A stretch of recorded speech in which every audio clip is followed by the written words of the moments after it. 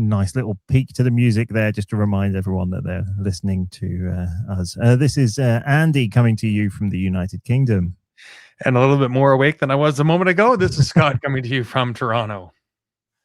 Well, hello, Scott, and thank you for joining us here on the Tea and Timbits podcast. As always, this is a podcast about global perspectives in business development to help you prosper. My internet just closed, sorry. You've only been repeating that weekly for the last year. years. For a couple of years. Yeah, that's right. Anyway, global perspectives in business development to help you prosper is the theme of the podcast. And we have, as Scott said, been going for a couple of years. And knowing your tagline is an important part of the marketing when it comes to your business and your podcast and anything that you do in order to promote yourself or do anything like that. And so we are doing the month of July on marketing, and clearly we need to learn a little bit from our own episodes. So hopefully you as the listener will also learn a little bit from the episodes. This week we will be going into a topic that both of us were looking to explore and learn a little bit from each other on, and it's about building your own marketing engine.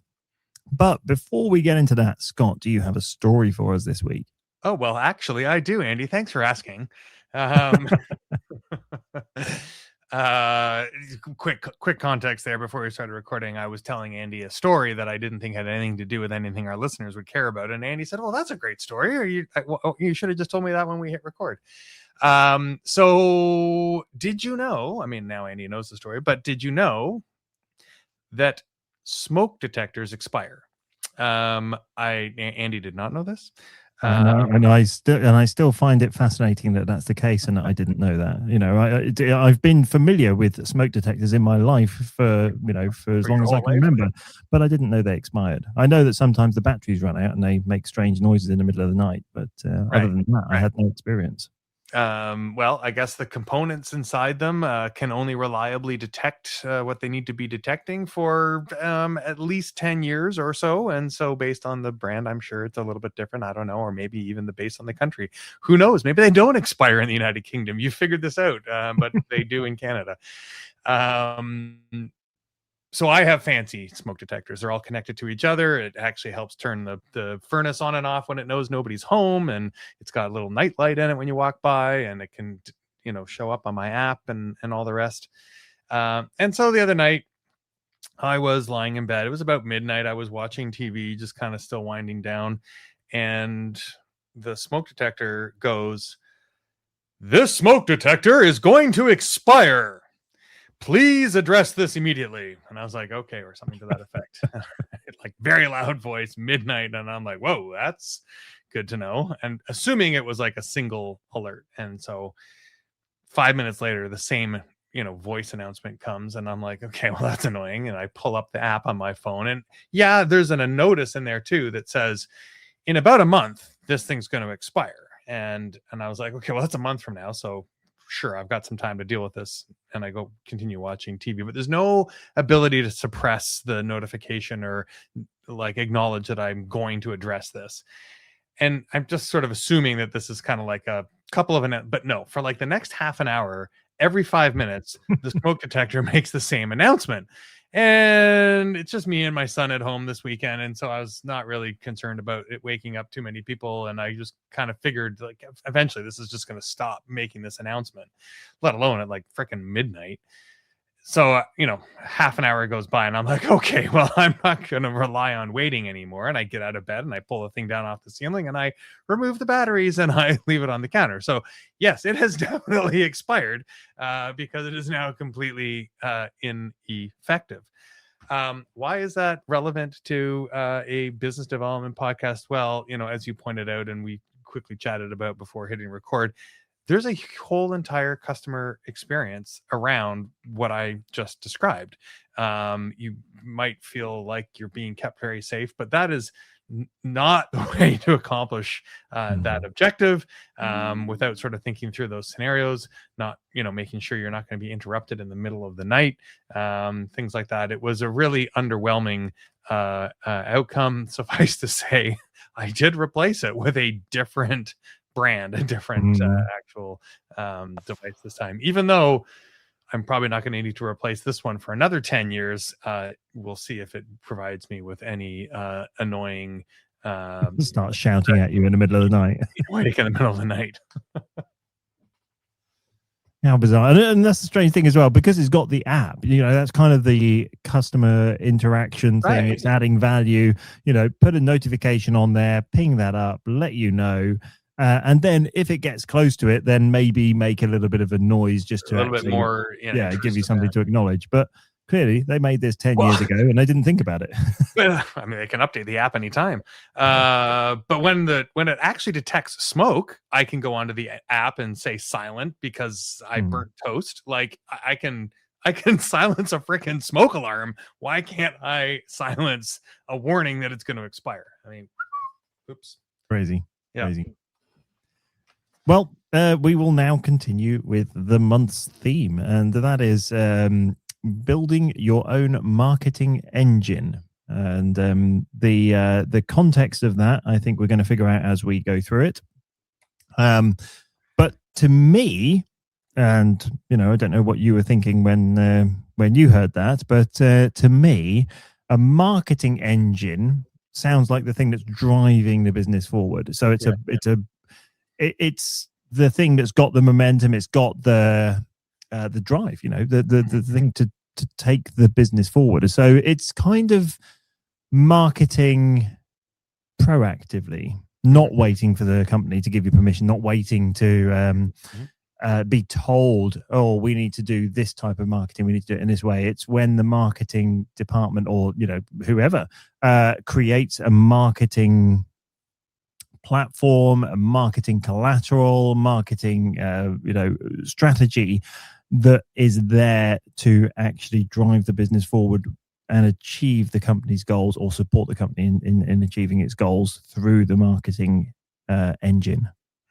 That's how I interpreted it. What do you think? I think that when I read sort of the title back, it's not building a marketing engine, it's building your own marketing engine. Yes. Yeah. And I think when we sort of had that penciled in, that was an intentional title, because there's a lot that an individual contributor or even a sales leader can do for themselves, even for their own team, to build their own personal marketing engine. And I have a sort of feeling that that's the part that will resonate here for most people that follow along with us. We're not here to explain to the marketing department how to build a better marketing engine.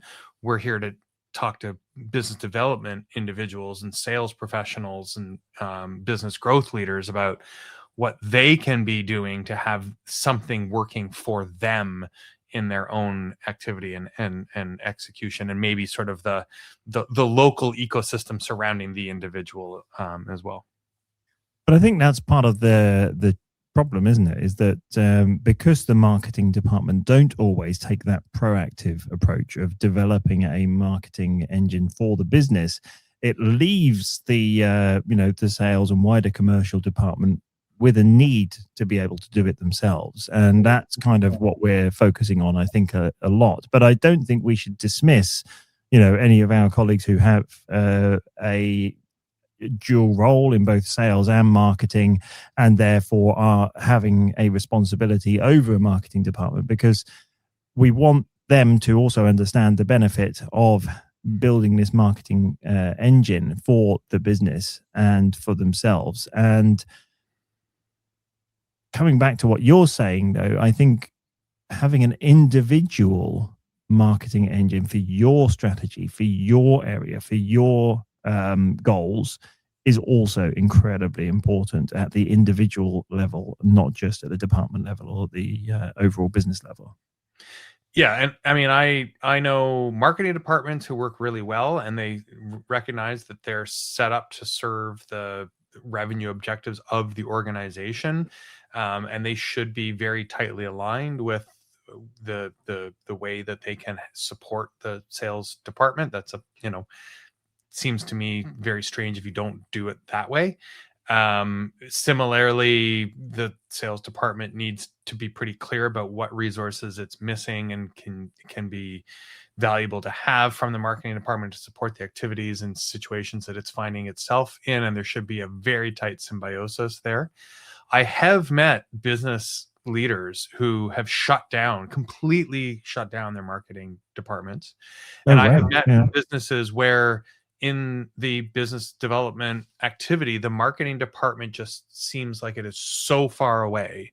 And so I think the reality is here that we do need to think about whether or not you're in any of those situations. You have a high functioning marketing department or a non-existent one, or one that's otherwise non-existent.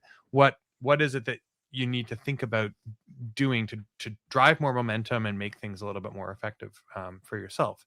And, while we're on the topic of sort of seeming to need to define this, I think it is important to understand the difference between what is considered a sales activity and what is considered a marketing activity. And it's so easy to blend the two together in many situations. But the differentiator for me, this is my own definition, is sales is the activity of nurturing an opportunity. So sales has to do some work to prospect and find leads and conversations, and it has responsibility for getting those conversations through to a signed contract or a purchase agreement. In a B2B space, that's very hands-on, that's very one-on-one, that's very high touch. In a SaaS situation, you don't need a sales team because it's all done on the website. But that's what sales is doing.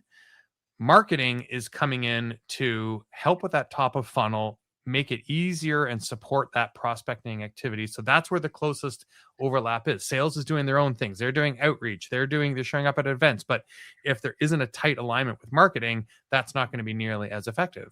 And then through the nurturing process, there might be follow-ups, there might be content, there might be proof points, case studies, white papers that are going to support you nurturing somebody through that part of the funnel that I believe is considered would be defined as a marketing collateral, piece of marketing collateral. So where those two boundaries lie is less important than thinking about whether or not you're performing a perfunctory sales, like are we negotiating a contract, talking about pricing, classic sales thing, or are we trying to build trust, show proof, unlock conversation, add strength and cohesion, filter for service and product alignment, more of a marketing activity. I agree entirely with everything you said, which is often the case, isn't it? Because I think we've been doing this long enough to kind of have a shared perspective on how things should look and should work. And I think we've also got a lot of experience from working with different businesses as well, and seeing what works and what doesn't work. Yeah. And I think you're very right. The key thing for a salesperson is to take the customer on that journey. To find them first of all, and then get them to feel that they can trust you and that you are knowledgeable enough in what it is that you're doing, that you can provide value to them. And then their goal is to obviously take them through that conversation, as you said, and ultimately turning that into a commercial opportunity. And so I think where the marketing element of that comes in is taking a salesperson's knowledge and then packaging that in such a way, or positioning it in such a way that a customer feels that they've got some sort of belief and understanding that you can support them in what it is that they're doing.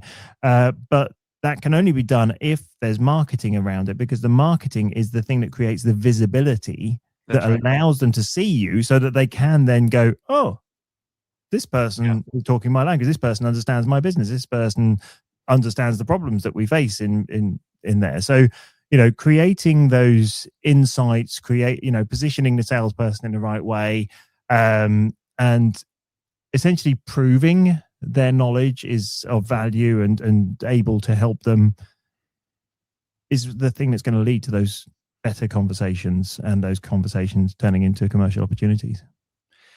And so if we're, again, sort of focusing on the title of this episode, building a marketing engine for yourself, I think that, to pick up on what you were saying, Andy, you want to make sure, first of all, you're crystal clear on your sales process.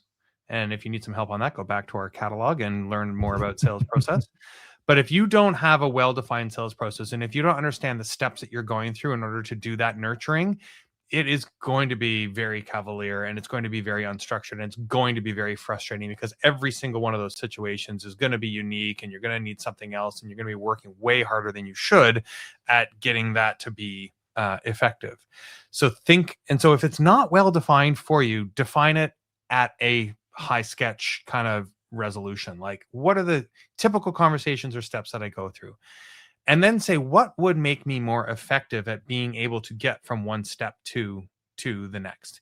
And fill in those blanks with where marketing, content, and collateral can play a role in advancing that. Sometimes it's not at all. Hey, listen, marketing's not going to help you with the legal contract or the pricing template, but they might help you with understanding the value, so you don't have to use a pricing template to defend your price, right? And so then you can say, so this is what sales can do. Marketing, a good marketing department will come and help you do this, or do this on your behalf. But in the absence of that, make sure that you're thinking about where those gaps are. And I do not accept a posture from a sales team that says marketing sucks. Like, if you're do not point the finger, grab the ownership, do it for yourself, figure it out, advance the thing, give them feedback, show them the value, and let that be the guide. But fill in those blanks on sort of where marketing can help with that sales process. And that's where the engine part comes from. It's like, oh, if I can then put a little bit of a system and a structure and a review around what worked last time, what am I going to need next time, how can I keep this fresh? I don't want to tell the same story again and again and again. I need something that continues to stay relevant and recent. That's where you get the momentum, and that sort of the energy of the engine starts to emerge. I think as you're building this marketing engine as well, and you're thinking about that sales process and everything that you said about there, it's essential that you have all of that in place. Mm-hmm. But I think there's a step at the very beginning, especially when it comes to this marketing bit, and that is the positioning of what it is that you want the market to actually know about you, to think about you. What is it that they should be seeing you as the expert of? What is it that you are, providing value in? And if you're clear on that, then that's kind of your starting point. And then you can build all of your collateral and your approach and everything around that, because you're taking them on that journey. First step, you're taking them on that journey to believe that you have that capability and that you're able to provide that value. And then the next step is to obviously then, once you've gained that visibility, is to then actually take them on that next step. Take them on what does that conversation look like? What does that sales process then look like once you've opened that door and you've got to that point of having that? Because I think there's so many people out there now that do the marketing bit really well, and they create a lot of visibility online. They're doing podcasts, they're doing YouTube, they're doing daily stuff on LinkedIn, Instagram, whatever it may be for their business. And they're getting a lot of attention. And then people are going, oh, yeah, good, we'd love to work with you. And they don't have anything that happens after that. There's no system in place. There's no structure to then convert them or take them on that journey. They've got all of the attention and they've gained all of the visibility, but they don't have a next step. And then they'll sometimes have conversations with their prospects without a follow-up system. And unfortunately, they're losing business, and they're spending a lot of time, a lot of effort, and a lot of money in generating a really healthy pipeline of people who really believe in them, really believe that they can help them solve their problem, but they've got no way of taking them over the line. And I do think that that's maybe also a reflection for anybody listening that might be more in the sales leadership seat. As an individual contributor, you just realistically may have less involvement with that account. You may even be, expected to leave it alone. Maybe not. Maybe you're expected to manage that relationship for its entire history. But definitely on the leadership front, thinking about some of these customer segments and buyer journey lifespans with more intention and determination is going to make your sales and marketing engine more effective when you can optimize for all those different touch points. Very good way to finish there, I think, Scott. I think that's an excellent summary of where we are, and anyone listening, whether you're an individual contributor or whether you are, at the top of the chain of a business and you are looking to develop your sales and marketing as an individual or as a business, then go back and have a listen to some of our other episodes, because there'll be a lot of other good nuggets in there from mostly Scott, but occasionally. and you can find all of those on tandtimbits.com, and you can also read the occasional post on LinkedIn. And please do reach out to us, get in touch, and let us know if there's anything that we've missed, anything that you'd like a little bit of help with in your business, and anything that you'd like us to talk about and hear our opinions on. So go to tandtimbits.com and you'll be able to find everything there. Thank you very much, Scott. Thanks, Andy.